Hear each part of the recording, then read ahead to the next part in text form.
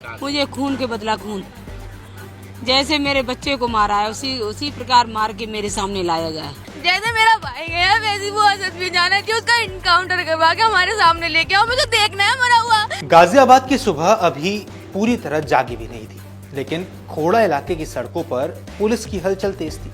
Barricade लगे थे, wireless set लगातार चीख रहे थे और पुलिस टीमें एक नाम की तलाश में कॉम्बिंग कर रही थी, असद। कुछ दिन पहले तक ये नाम सिर्फ पुलिस फाइलों में एक वांछित आरोपी के तौर पर दर्ज था, लेकिन रविवार सुबह वही नाम एक पुलिस मुठभेड़, गोलियों की आवाज और एक ऐसे हत्याकांड की कहानी के केंद्र में था जिसने पूरे इलाके को तनाव में डाल दिया। नमस्कार, आप देख रहे हैं अमर उजाला। मैं हूं आपके साथ साहिल सुयाल और आज बात कर रहे हैं असद नाम के व्यक्ति का जो एनकाउंटर यूपी में किया गया है। ये पूरी कहानी क्या है, क्यों असद का एनकाउंटर करना पड़ा और इसको लेकर अब तक क्या क्या खुलासे कर दिए गए हैं, इस बारे में आपको जानकारी देंगे इस वीडियो में। तो चलिए वीडियो की शुरुआत करते हैं और आपको पूरी कहानी समझाते हैं आखिर क्या हुआ, क्योंकि जो एक कहानी है ये काफ़ी दर्दनाक है और जिस तरीके से ये चीज़ हुई पूरे यूपी में, इसने सबको कहीं ना कहीं अचंभित किया है, सबको कहीं ना कहीं हैरान किया है। अब इस कहानी की शुरुआत होती है 28 मई से। ईद उल अजहा के दिन खोड़ा के नवनीत विहार कॉलोनी में रहने वाला 17 साल का, समझ लीजिए 17 साल का युवक सूर्या चौहान 11वीं का छात्र था। परिवार के लोगों के मुताबिक वो सामान्य दिनों की तरह अपने काम में लगा हुआ था। पुलिस की माने तो सूर्या और मुख्य आरोपी पहले से ही परिचित थे, यानी जान पहचान थे। दोनों की मुलाकात होती है, बातचीत होती थी, लेकिन बकरीद के दिन घटनाओं ने एक ऐसा मोड़ लिया जिसने एक परिवार की पूरी दुनिया हमेशा के लिए उजाड़ दी। पुलिस की शुरुआती जांच के मुताबिक विवाद की जड़ एक मामूली बात थी, बाइक चलाने को लेकर झगड़ा। लेकिन इसके साथ ही पुलिस ये भी कहती है कि आरोपी ने सूर्या को बकरीद पर कुर्बानी दिखाने के लिए बुलाया था।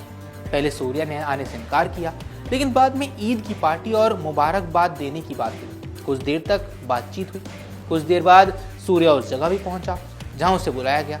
इसके बाद क्या हुआ, इसकी तस्वीर पुलिस जांच, परिजनों के आरोप और पोस्टमार्टम की जानकारी से मिलती है। आरोप है कि वहां सूर्या पर चाकू से हमला किया गया। सूत्रों के मुताबिक चाकू उसके शरीर में करीब 4 इंच तक धंसा दिया गया।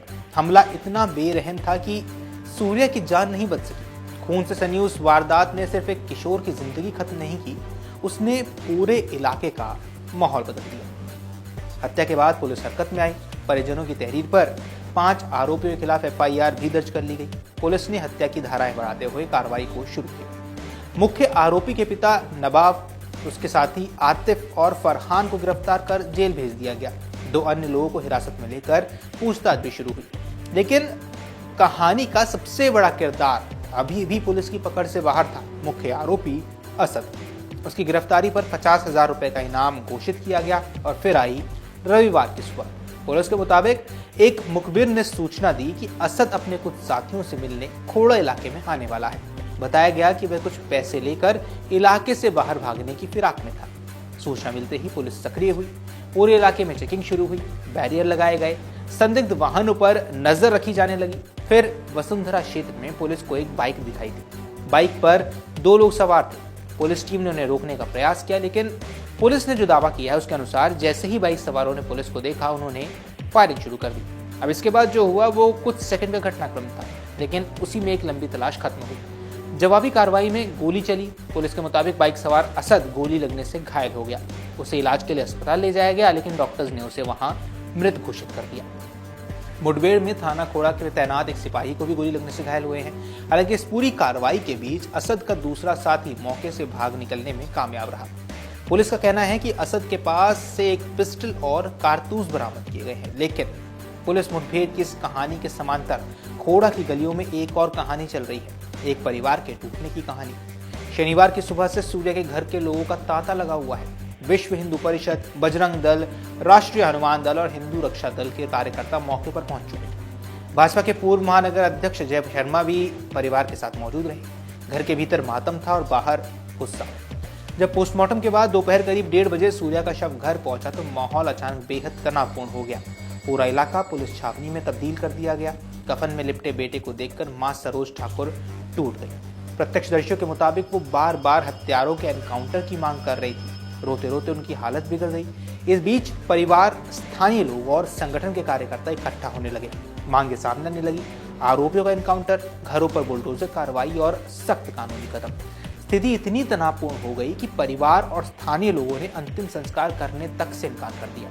करीब 10 घंटे तक तनाव और हंगामे का माहौल बना रहा।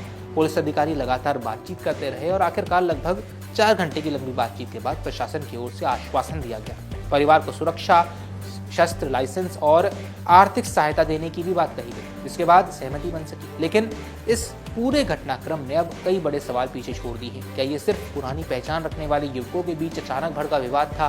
क्या मामूली झगड़ा हिंसक हत्या में बदल गया, या इसके पीछे एक ऐसी परतें भी है जिन्हें जांच कर अभी खोलना बाकी है? क्योंकि असद के पिता को लेकर कुछ दावे किए जा रहे हैं। अब ये दावा कितना सच है, कितना झूठ, इसकी जानकारी अभी पुलिस भी कर रही है। फिलहाल पुलिस अपनी जांच आगे बढ़ा रही है। एक आरोपी मुठभेड़ में मारा जा चुका है, कई गिरफ्तारियां भी हो चुकी हैं। फरार लोगों की तलाश जारी है, लेकिन खोड़ा की गलियों में सूर्या नाम का वो 17 साल का लड़का अब सिर्फ एक छात्र नहीं रहा, वो एक ऐसी घटना का चेहरा बन गया है जिसने कानून व्यवस्था, सामाजिक तनाव, पुलिस कार्रवाई और जन आक्रोश सबको एक साथ एक फ्रेम में ला खड़ा किया है।